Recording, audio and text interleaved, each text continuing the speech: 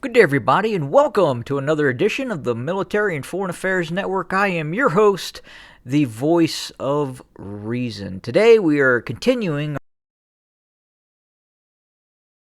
in Ukraine, and today we have entered day 186 plus.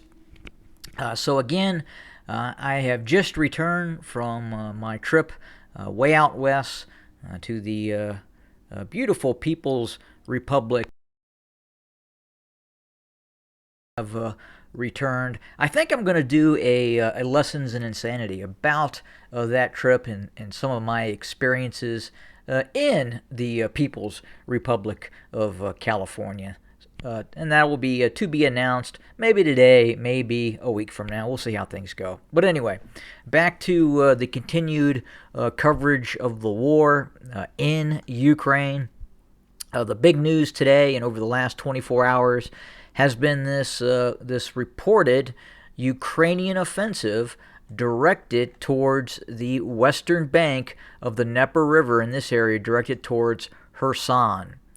So the question is do the Ukrainians have the combat capacity to launch a successful counteroffensive against Russian forces and Kherson? And I'm going to be very, very frank to get this program running. I do not believe they have that capability at this point.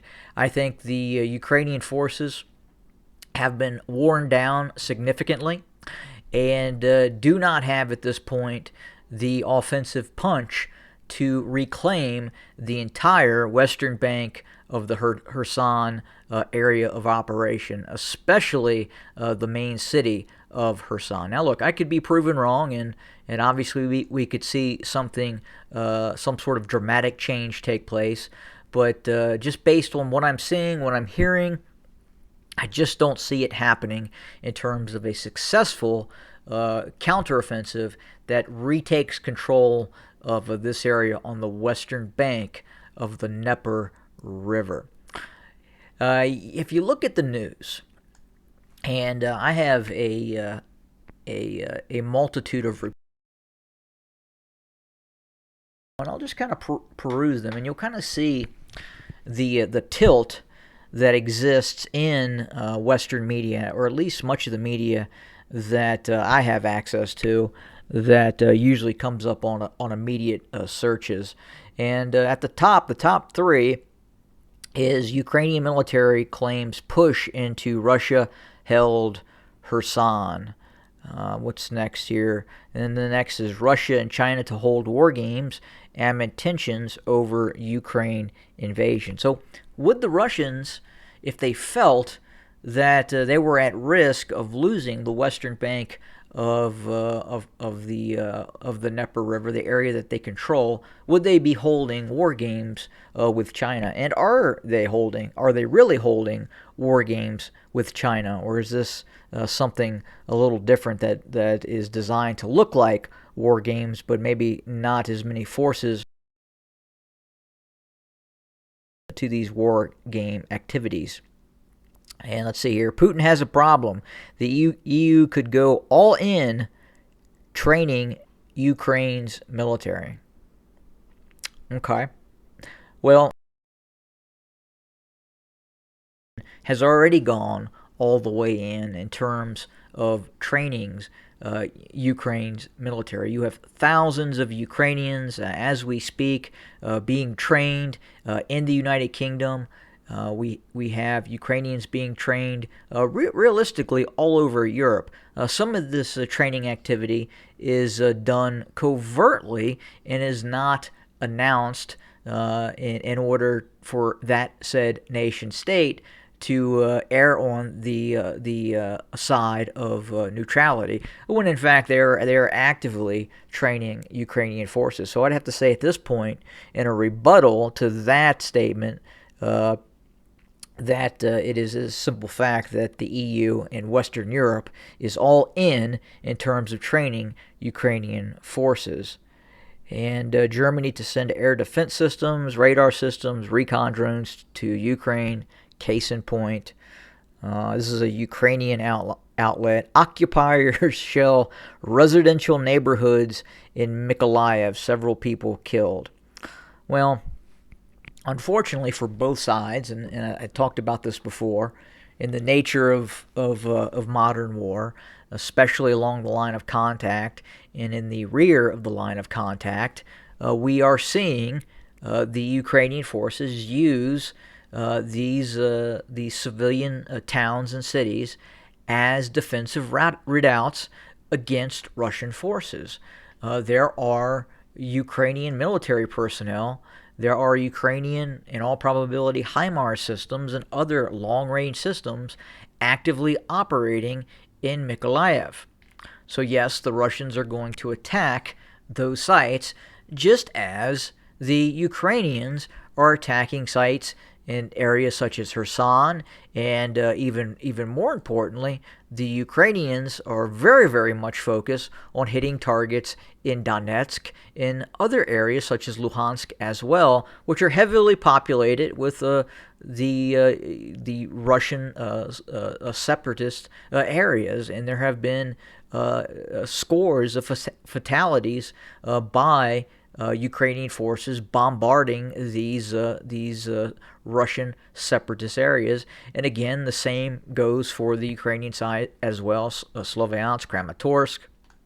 We have seen Ukrainian casualties in Kharkov, however you wish to pronounce it.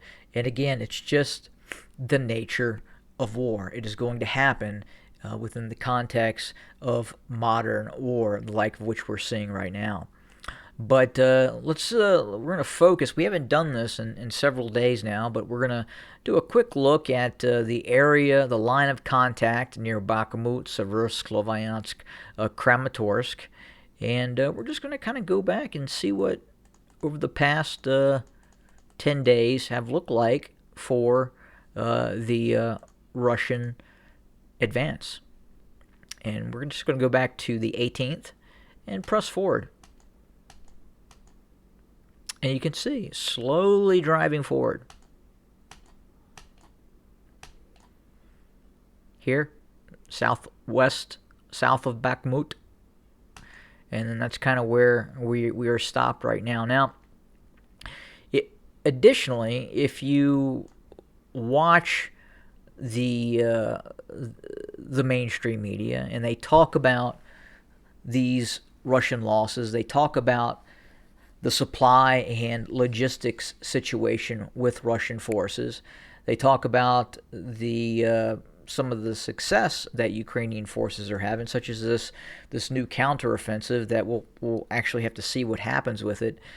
But from first-hand reports, meaning actual video documentation that we can see, video evidence that we can see from the Russian side, it does not appear that its forces are unkept. They do not look like an army that is being defeated in the field. They still look very professional. They still have their military bearing. Do their tanks and armored vehicles look in pristine condition like they did 6 months ago? No, they don't. Are we seeing other types of armored vehicles with earlier editions of reactive armor and maybe earlier models of main battle tanks that are being used? We are, to some extent. We're not seeing the widespread use of T-62Ms and tanks of that sort being fielded by Russian forces. I've not seen that yet, and I've seen very little video evidence that would indicate the Russians or the separatist forces are using the older T-62s or even, say, BMP-1s en masse. We're still continuing to see T-80s, T-72s, BMP-1s, BTR-82s, what have you, being deployed by Russian forces. And again, just the military bearing of those forces that are engaging the Ukrainian forces, they simply do not look like, again, this is just based off the video evidence that I am seeing, they don't look like a force that has been that is being beaten in the field, that is having morale issues. I'm just not seeing it. Now, with that being said, there has been some Ukrainian video evidence of a couple of Russian soldiers that have been captured that either have been forced to speak or have volunteered to speak about the conditions inside of their fighting units. But these are not whole units that have surrendered. These are very, very few individual soldiers talking about what has happened. Now, on the other foot, the other side of this, I have seen video evidence of what you could only define as very large bodies of Ukrainian forces that have been captured by Russian forces. And we saw quite a bit of Ukrainian forces captured near Mariupol, and we have also seen Ukrainian forces captured near Severodonetsk and Lysychansk as well. So again, all you can really rely on is not what you hear from the media, but you have to look very, very closely at what you're seeing from the media as well. And that goes for both sides of the coin within this conflict, both the Russians and the Ukrainians. But we'll continue to watch what's going to happen here in the Kherson area of operations. Can the Ukrainians mount a successful offensive operation against Russian forces? And I'm going to have to say at this point, probably not. There's already from the political side, from the political leadership of Ukraine, that seems to be tempering expectations about this reported offensive operation by Ukrainian soldiers. But in the end, only time will tell, and we'll have to see exactly what happens on the ground.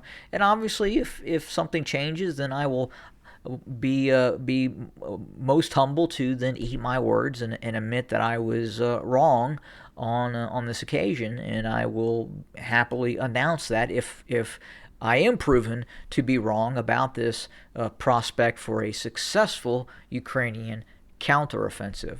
Well, again, we'll see what happens, and I will absolutely do more videos very, very soon. Thanks for joining us today. More to come. Have a good day.